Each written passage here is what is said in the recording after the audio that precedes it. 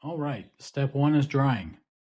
Take them, set them out in a single layer like I have here on a Rubbermaid tote lid or whatever you have, and just let them sit.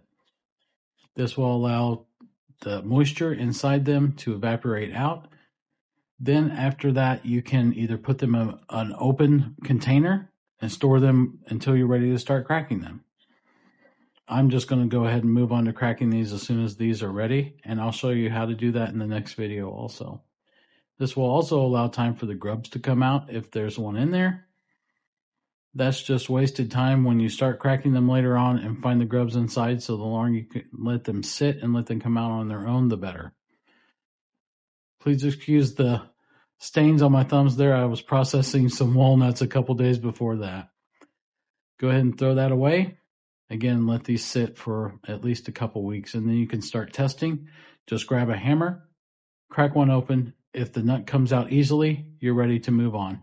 If the nut does not come out easily, then you'll want to let these dry for longer. There's another grub, so I will go ahead and take him and throw him away.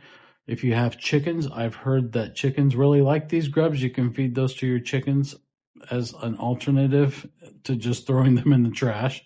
I do not have chickens, so unfortunately they will be going into the trash can.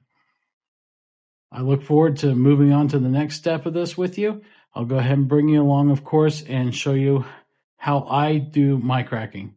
See you on the next one.